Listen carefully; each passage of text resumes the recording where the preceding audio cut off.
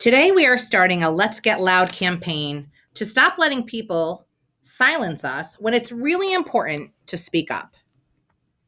The Let's Get Loud campaign is specifically targeting the phrase, snitches get stitches.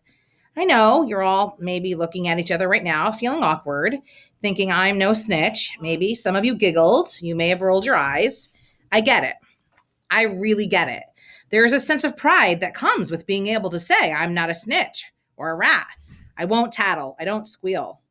Have you thought or said any of these statements or felt the pride for yourself when you've said this? But I'm just asking you to consider, where are we actually feeling the pride?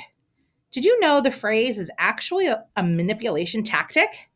Because what are you actually feeling proud about? Is there pride in being manipulated? Pride for allowing yourself or others to be harmed? Pride for being silenced by others? Pride for feeling shame for doing what's right? Pride for being shamed for speaking up? Or pride that people have power over you? Or pride for being a puppet on a string? It's okay, though. It's not your fault. You've been programmed to think this way. We are socialized into believing that speaking up when harm is being done to ourselves or others is shameful, and shame is a very powerful tactic. It's a paralyzing emotion. We have been socialized into protecting those who harm versus victims. Offenders will turn it around on witnesses and victims so that they can get away with their behavior.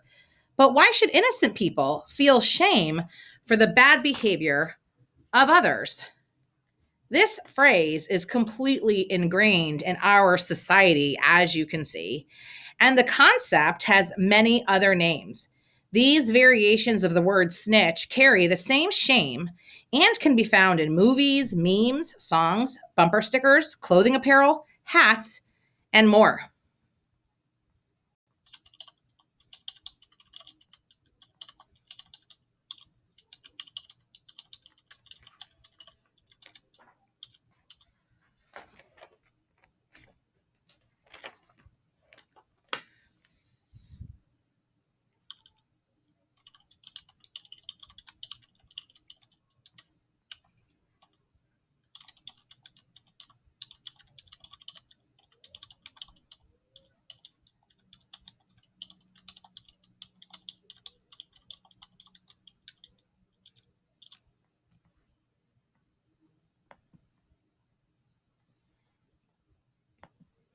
When a person is being targeted by another person or small group of others, many won't speak up out of fear of being called a snitch or out of fear that they won't be supported by their friends or peers for calling out bad behavior and therefore being a target as well.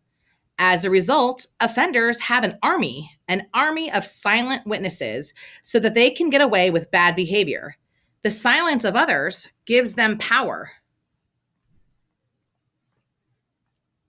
The reality is that you are all being manipulated by this phrase.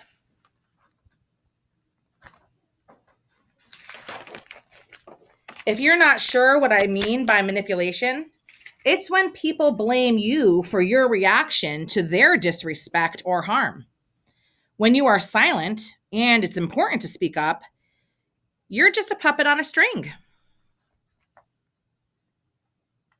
And by being silent and doing nothing, you commit just as much injustice as those who are creating harm. The term is so harmful because it silences those who could stand up for what is right, who can stand up for those who are being harmed or made to feel uncomfortable or isolated. Offenders need you so that they can get away with harm. They need you to stay silent because they know. They know if you stopped being manipulated, then their bad behavior would have to stop. You serve them. They use you. But there was that ant that stood up to me. Yeah, but we can forget about him. Yeah, it was just one ant. One ant. Yeah, you're right. It's just one ant. Yeah, boss, they're puny. Puny? Say, let's pretend this grain is a puny little ant. Did that hurt? No. Well, how about This one. Are you kidding? How about this?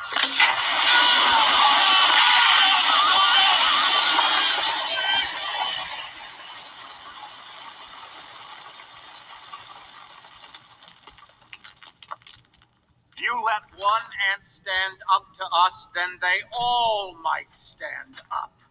Those puny little ants outnumber us 100 to 1.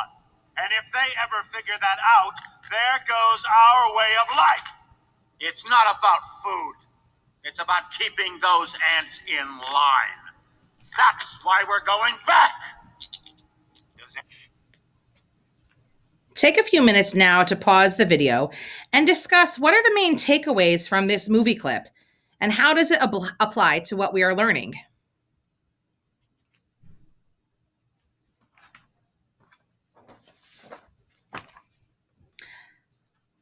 So, where does the term phrase snitches get stitches come from? On the streets and within crime, snitching and narking became frowned upon by criminals because people who were committing the same crimes as them got off free if they snitched. Conflict and animosity for snitching increased because it was criminals who snitched on other criminals just so that they could get away with their own criminal behavior. And across cities, the code of snitching spread from organized crime to ordinary citizens, and suddenly, stop snitching became a motto. The phrase originated within the gang world as an underground campaign called Stop Snitching, which targeted their own gang members who either became police informants or teamed up with a rival group. It gained momentum in the 1980s as the underground campaign was spread in movies, songs, bumper stickers, and apparel. Unfortunately, it created incredible harm in regular civilian society as well. The amount of social harm this concept has created is too far-reaching to quantify.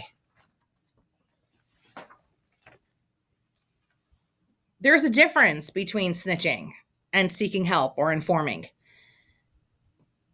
Informing on somebody for personal gain or to embarrass them when nobody is really being harmed, that's snitching.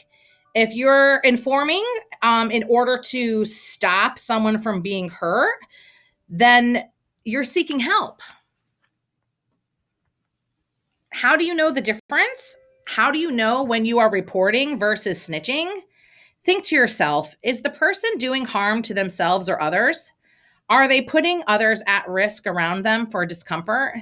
If not, then are you wanting to tell just to embarrass them or get attention to get yourself out of something? Are you using what you know about them to get your own way? If so, then that is snitching. It's self-serving. If somebody or yourself feels uncomfortable and the behavior needs to stop, then telling somebody is reporting. If you have spoken to the person and the behavior is still not stopping, then telling somebody is reporting. Think to yourself, am I trying to simply get help for someone? If so, then not only are you reporting, but it's your responsibility to report. Otherwise, we are staying silent when people are really getting hurt, emotionally or physically. If somebody is getting hurt, you must report it. And we will not tolerate anybody shaming others for speaking up and calling others a snitch in this building. This is a call to action. Let's stop being silent when you are supposed to speak up. Do so and get loud about it. You can inform or report in many different ways. It can also be private. You can email a private message. You can ask to speak privately to somebody. You can tell a parent and have your parent contact us. But remember, if it's safe, use your calling in and calling out technique that you learned in our last advisory. Some people just need to be made aware that their actions are being harmful. If the behavior doesn't stop after you call in or call out, then tell an adult. Reporting harmful behavior helps everybody, and it just takes one person to inform and help solve a conflict. When you want serious change to occur across a community, it takes two people to stand up against hurtful behavior. Why two? Well, it's how you start a movement.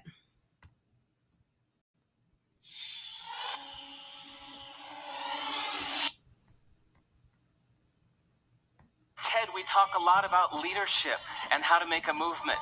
So let's watch a movement happen, start to finish, in under 3 minutes and dissect some lessons from it. First, of course, you know, a leader needs the guts to stand out and be ridiculed. But what he's doing is so easy to follow. So here's his first follower with a crucial role. He's going to show everyone else how to follow. Now notice that the leader embraces him as an equal. So now it's not about the leader anymore, it's about them, plural. Now there he is calling to his friends. Now if you notice that the first follower is actually an underestimated form of leadership in itself. It takes guts to stand out like that. The first follower is what transforms a lone nut into a leader.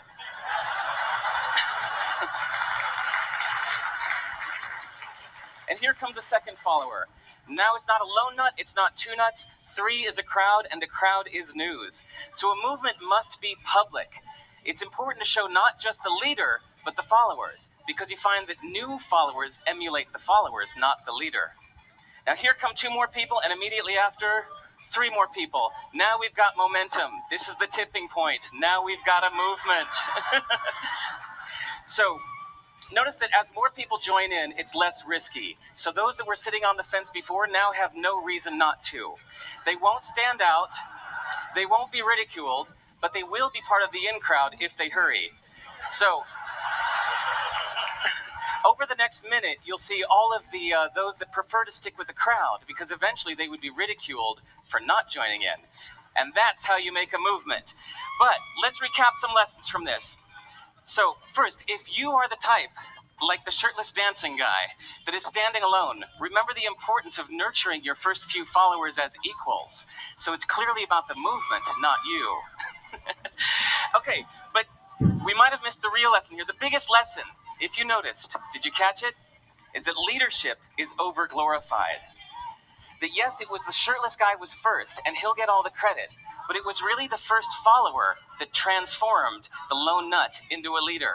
So as we're told that we should all be leaders, that would be really ineffective. If you really care about starting a movement, have the courage to follow and show others how to follow. And when you find a lone nut doing something great, have the guts to be the first one to stand up and join in. And what a perfect place to do that, Ted. Thanks. Bad behavior stops when people know they can't hide. When people know they can't get away with the bad behavior, it stops. Can you think of a time when you spoke out and helped yourself or someone else? Take 5 minutes and write about the experience and how you felt. It will set the stage for our school-wide activity on the next slide, which will be starting our movement against snitching by getting loud to help others. You may pause the video to write now.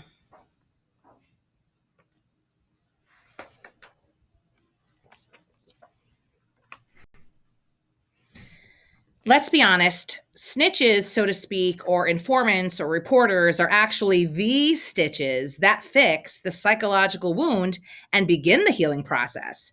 Just like a doctor stitches a physical wound and begins the healing process. Today is your opportunity to stand up against being manipulated and used and to start a meaningful movement that will support all of us and others.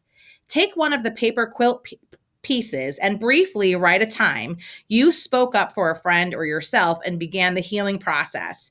See the example in the slide. Color the paper patch, and we will stitch all of your quilt pieces together to honor your support of one another. Normalizing speaking out should be what's ingrained in the fabric of our building. Taking the shame away from the word snitch takes the power away from it. Let's get loud, Harborside. Homeroom teachers, please send the completed quilt patches down to Miss Tilt when done.